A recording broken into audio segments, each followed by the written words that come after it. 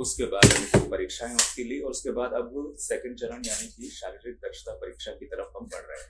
1,07,079 अभ्यर्थियों को चयनित किया है शारीरिक दक्षता परीक्षा के लिए। इसमें पुरुष अभ्यर्थियों की संख्या 67,518 है और महिला अभ्यर्थियों की संख्या 39,550 और इसमें ट्रांसजेंडर्स की संख्या 11 है। इन सभी में जो 1,07,079 हैं, इनमें 485 गृह रक्षक अभ्यर्थी और 433 स्वतंत्रता सेनानी के आश्रित भी शामिल हैं। ये सभी सूचनाएं हमारी जो पिछली सूचना प्रकाशित हुई उसमें भी शामिल है। अब इन अभ्यर्थियों की शारीरिक दक्षता परीक्षा हम 9 दिसंबर 2024 से प्रारंभ करेंगे और ये 10 मार्च 2025 तक चलेगी, यानी 3 माह की अवधि के लगभग, बल्कि उससे थोड़ा ज्यादा ही समय तक ये परीक्षाएं चलती रहेंगी। और ये परीक्षा हम आयोजित करेंगे शहीद राजेंद्र प्रसाद सिंह राजकीय उच्च विद्यालय गर्दनीबाग में। प्रातः 7 बजे से ये प्रारंभ होगी और शारीरिक परीक्षा और उसके बाद फिर दस्तावेज सत्यापन के साथ ही ये समापन होगा। पुरुष अभ्यर्थियों और महिला अभ्यर्थियों की परीक्षाएं अलग अलग दिन आयोजित की जाएंगी। ऐसा नहीं है कि एक दिन में दोनों को बुलाया जाएगा। एक दिन में पुरुष रहेंगे और पुरुषों की जब संपन्न हो जाएगी उसके बाद महिलाओं को हम बुलाएंगे। एक दिन में पुरुष अभ्यर्थियों को बुलाए जाने वालों की संख्या 1,600 रहेगी और महिलाओं की संख्या 1,400 रहेगी। 1,600 पुरुष अभ्यर्थियों को एक दिन में हम बुलाएंगे, महिला अभ्यर्थियों की संख्या 1,400 रहेगी। परीक्षा में भाग लेने से पहले सभी अभ्यर्थियों को शारीरिक या मानसिक रूप से स्वस्थ होने और जहां जिनके मामले में लागू हो महिलाओं के जो है वो गर्भवती ना होने और इनके द्वारा किसी भी प्रकार के उत्तेजक, मादक अथवा प्रतिबंधित दवाओं के सेवन न करने का घोषणा पत्र भी लिया जाएगा। तो इन्हें यह घोषणा पत्र सभी अभ्यर्थियों को समर्पित करना होगा।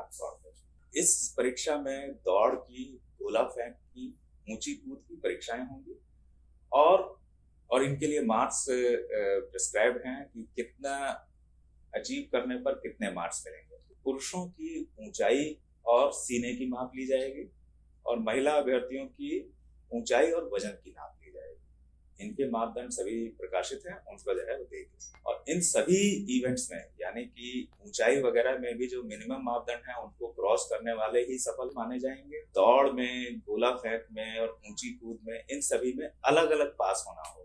ऐसा नहीं कि टोटल में पास होना है, हर एक इवेंट में अलग अलग अभ्यर्थियों को पास हो। किसी भी एक इवेंट में फेल होने या असफल होने का मतलब है कि वे आगे के चरणों में भाग नहीं ले सकेंगे और वे बाहर हो जाएंगे। तो इसलिए सभी अपनी हर चीज के लिए पूरी तैयारी करें। दौड़ की जो कार्रवाई होगी और उसके जो समय का आकलन होगा वो कंप्यूटरीकृत पद्धति से होगा। पहले भी परिषद वैसे ही करती आई है। अभ्यर्थियों के पैरों में जो है वो चिप और जो है सेंसर के माध्यम से जो है इनका आकलन किया जाएगा। इसमें मानवीय हस्तक्षेप नहीं है और मानवीय हस्तक्षेप की गुंजाइश भी नहीं है कि उसमें कुछ हल्का फुल्का जो है मैनेज किया जा सके, वैसी कोई पॉसिबिलिटी नहीं है। और समय का आकलन मिनट, समय, सेकंड में, सेकंड के 1000वें स्थान तक आकलन होगा।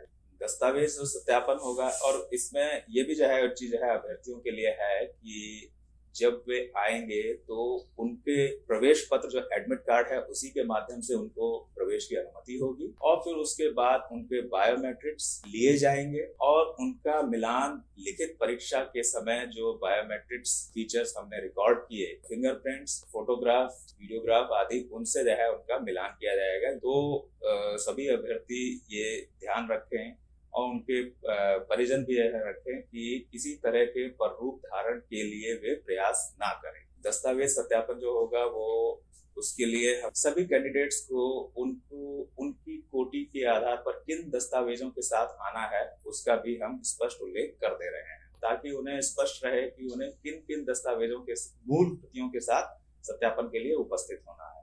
यहाँ पर मैं फिर से जो है वह दोहरा दूं कि इसके लिए किसी भी अभ्यर्थी को एक्स्ट्रा टाइम या एक्स्ट्रा डेट नहीं दी जाएगी और ना ही उनका अनुरोध माना जाएगा। उस दिन वे अपने प्रमाण पत्र सारे जो है ले करके आए, जो वे समर्पित करेंगे और जो जो है उनका मिलान किया जाएगा उसके आधार पर ही परिषद उनके क्लेम के पुष्ट होने अथवा ना पुष्ट हो पाने के बारे में निर्णय लेगी। उनका अनुरोध बाद में समर्पित करने या समय विस्तार का मान्य नहीं होगा, उस समय के आधार पर ही उनका मान लिया जाएगा। EWS कैटेगरी के जो हृदय हैं तो उसके लिए वित्तीय वर्ष निर्धारित है कि किस वित्तीय वर्ष का आपको प्रमाण पत्र या आय एवं प्रमाण पत्र जो बोला जाता है उन्हें लेकर के आना है। वो हमारे सूचना में प्रकाशित है, उसी अवधि का वो लेकर के आए। इसी प्रकार से जो बीसी या ईबीसी कैटेगरी के हैं जिन्हें नॉन क्रीमी लेयर सर्टिफिकेट देना है वे जो है लेकर के आए।